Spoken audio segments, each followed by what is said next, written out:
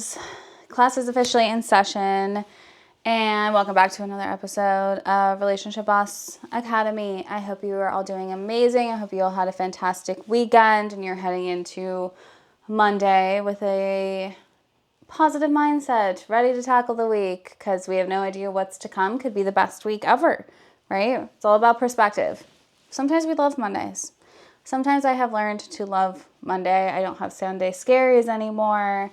Doing something that I love has allowed me to love Mondays at this point. They are like my reset day where I can like get my ish together. You know what I mean? Yeah, on Saturday, my husband, and listen, me and my husband do not spend a lot of time apart, okay? We have a healthy relationship, but we just happen to have a lifestyle where we spend a lot of time together. That's just how it is. If he wants to go and do something, I'm not in that place where it's like codependent where things used to be, where I'd like have anxiety and freak out when he would go and want to do things with his friends or go and do things on his own. I've healed that part of me. That does no longer exist anymore. But we do enjoy spending time together. We spend a lot of time together. He works from home. I work from home. You know, he's my best friend. So like I wouldn't have it any other way, obviously. And on Saturday, he had to go and work a project for his own job. And this project was like 3.5 hours away. And he was going to go and he was going to do this drive. He was going to drive down there in the morning, drive back late at night.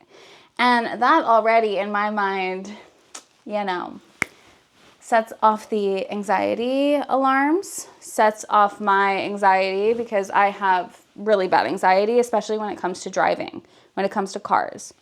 I don't know why. I've tried to heal this part, but I think that this is just something that I'm going to live with. We can't heal every part of ourselves. This is just going to be a part of me. And every day I'm going to try to rebuild my relationship with driving.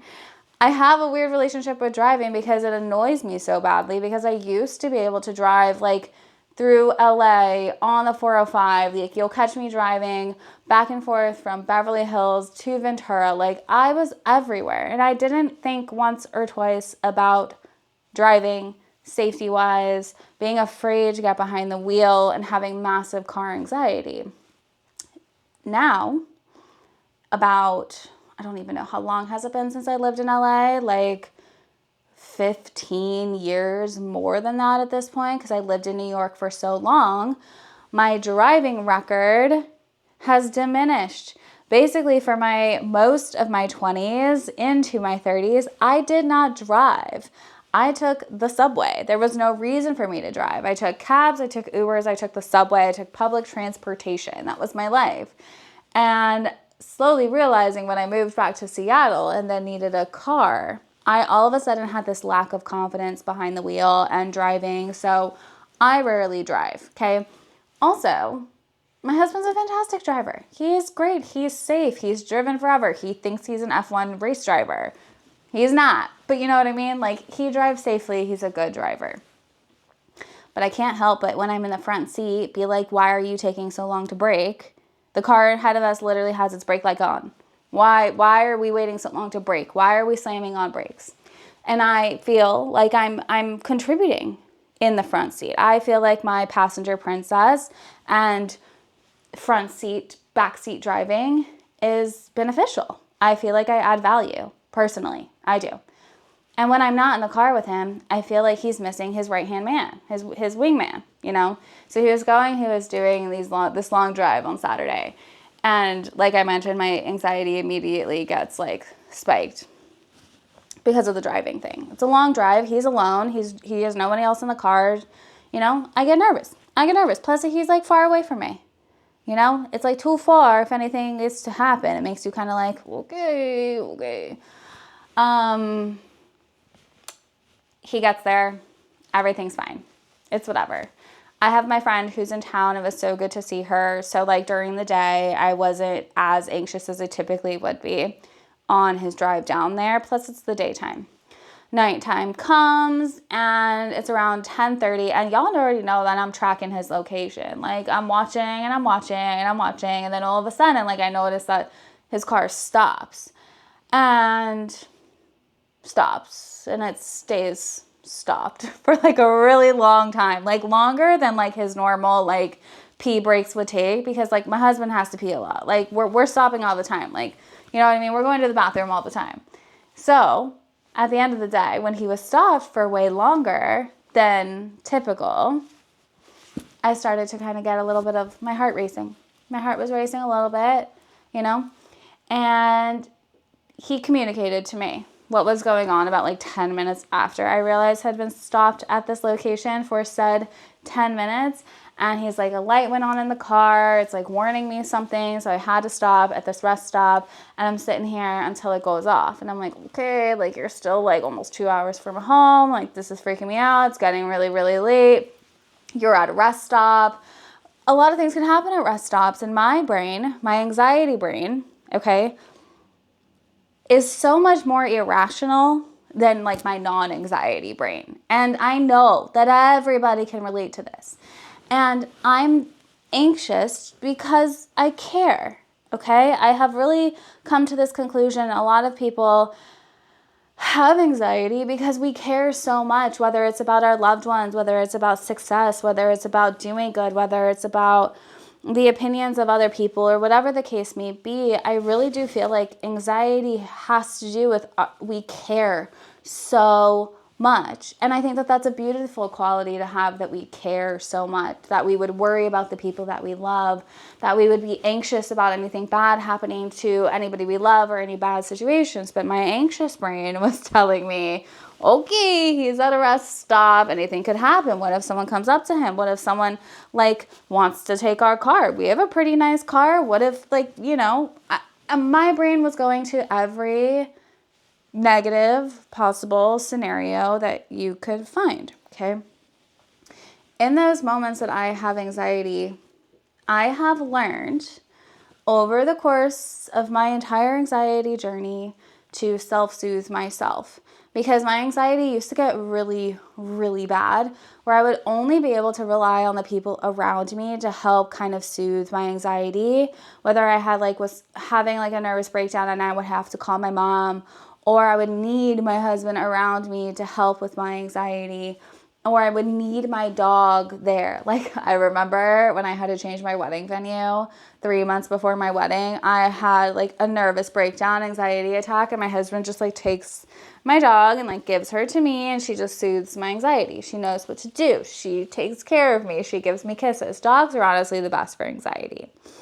But I've really learned that like I can be friends with my anxiety.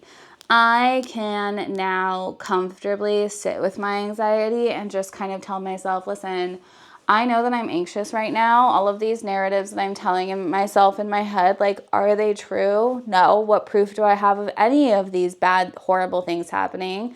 Zero. You know, my husband's communicating with me. Everything is fine. I have nothing to worry about until I have something to actually worry about, right? I've also learned what I need in each particular moment of my anxiety, and sometimes those needs change. Okay, like I think that if we approach having anxiety and overthinking with trying to get rid of it, to try and get it away, to try and stop having those anxious feelings, it's gonna make it worse. We have to learn how to move through anxiety the same way we would learn to move through any other feeling that we have. Sadness, anger, frustration. We have to move through those things and figure out the why. Like, why are we feeling that way? What do we need right now? What do I need right now? And being able to talk to yourself in those moments to figure out what you need. When I work with my clients privately, I really work in detail with them to create their own anxiety toolbox, their own worry toolbox for themselves. Because sometimes when we're anxious, maybe we can pull for meditation. And maybe meditation feels really good for us in that moment, to quiet our mind, to sit with our thoughts, and to kind of just be and to exist.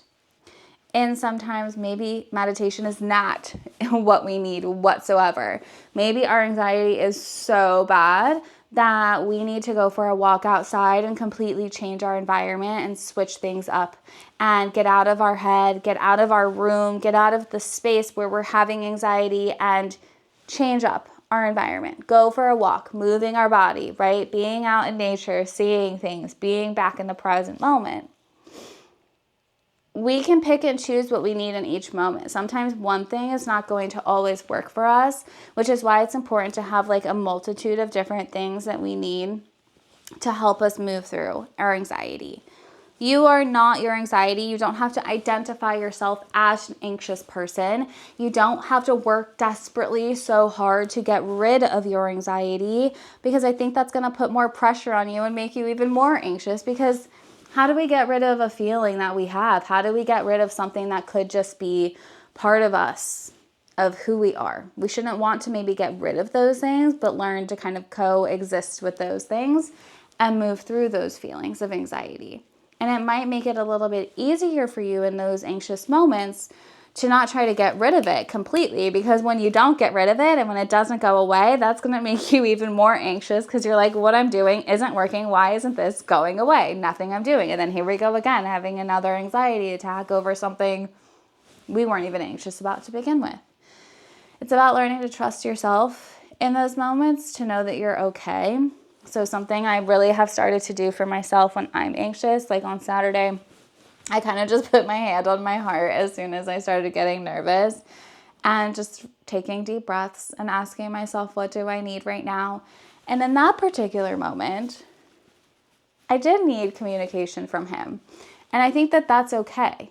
If you get anxious in your relationship, I think it's important to, yes, be able to self-soothe in those moments so your anxiety doesn't go off the charts and off the rails, that we start to kind of react instead of respond.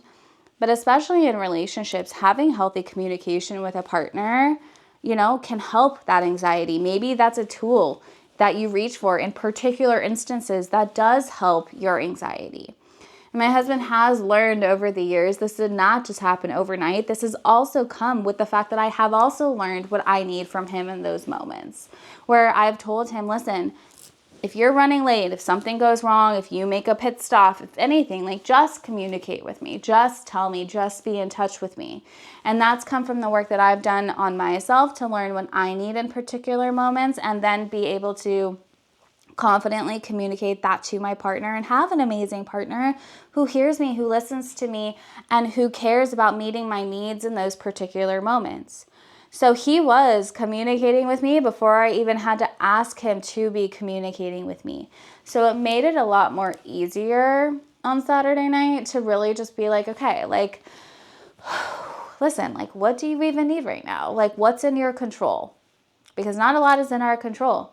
I can control how I choose to react, and me freaking out that the car light is on and being hundreds of miles away, and him being parked in a rest stop. I can't change that. I literally cannot physically change that. But I can change my body's response to that. I can grab my puppy and cuddle her if I needed to in that moment. And I could pour myself a glass of poppy and relax and sit down and just check in with my husband and make sure that he continues to check in with me and just monitor the situation, because that was all I could really do. Literally, that was all I could do. And telling myself that and understanding that helped me in that moment. I was able to self-soothe my anxiety with the help of my partner also having learned how to understand me, like understand who I am and what I also need in particular situations. But that stemmed from me learning myself, me creating a healthy relationship with me, and being able to confidently tell him, hey, in these scenarios, can you operate this way? And having a partner who's open and willing to do that. Did it take some practice on his end too? Of course. Does it take patience to get used to somebody having to change their communication habits to help you and what you need? Of course it takes patience, because those kind of things don't happen overnight. It happens over time. Him and I have been together for 10 years, right? It takes time to understand each other, learn each other, and download the data that we all need in order to feel safe and comfortable and happy and fulfilled in our relationships and with the relationship that we have with ourselves. So to be fair, like, I'm not afraid of my anxiety anymore. Like, my anxiety does not scare me. It doesn't freak me out when I get anxious. Instead, it just allows me to give myself what I need in that moment and be able to be proud of myself that I was able to give myself what I need in those moments that feel hard. So I just want to encourage you if you struggle with anxiety, because I feel like every millennial has anxiety these days because we're overstimulated, we're overworked, we have a million different options to choose from of things to help us, do life. That in itself is overwhelming. We want instant gratification. It's just a lot. We've all been through a lot. We've all experienced a lot. And so I do think that a lot of us do struggle with anxiety, and we allow that anxiety to instill fear in us instead of allowing it to instill strength in us to understand we can get through our anxiety. And it's really empowering feeling when you're able to breathe into those moments and allow your body to have the reaction that it needs to have, and then you're able to calm yourself down. You're able to move through those difficult emotions, and you're able to control what you need to control in those times where we are getting very anxious, right? Because I think the scareder, is that even a word? The more scared we get of our anxiety, the worse it makes our anxiety, right? Have you ever had an anxiety attack and the fact that you start freaking out because you're like, oh my God, I'm getting anxious, I'm anxious, and you keep saying that, you get even more anxious than you were before you had your anxiety attack? It's almost like you're speaking it into continued existence, right? So if you're anxious, acknowledge it. Okay, I'm anxious right now. Doesn't feel freaking great.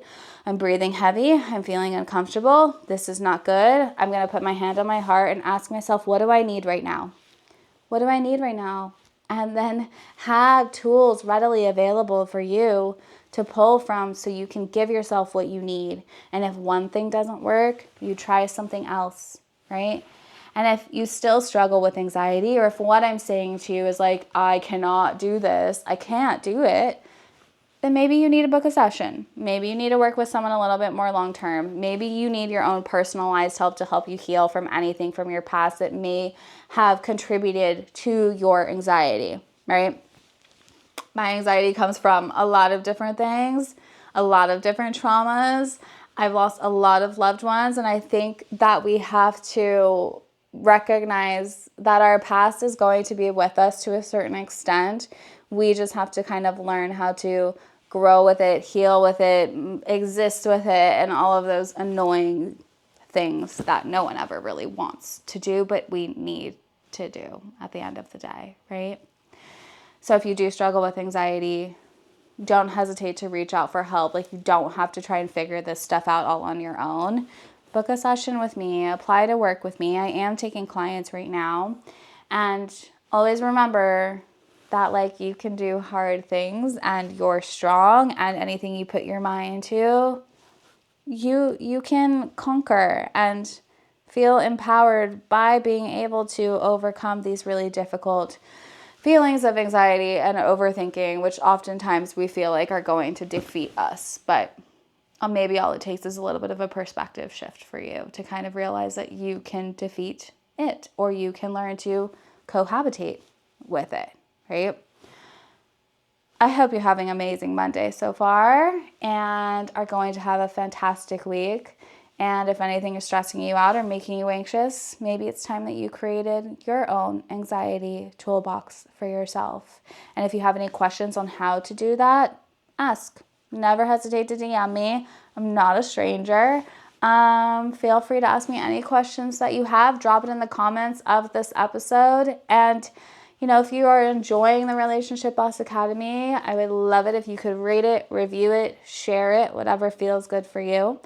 And I hope you're having an amazing morning, afternoon, or night. And obviously, if you want the unfiltered bonus episodes of my Relationship Boss Academy, where I sit down with people that I love, where you can learn stuff, where I talk more about my own personal journeys, what I've been through, how to heal, and give you some extra bonus tips in there, make sure you subscribe to the Patreon. The link is available for you in the caption of this episode. And, if you're listening to this in the morning, afternoon, or night, my loves, I hope you have an amazing morning, afternoon, or night.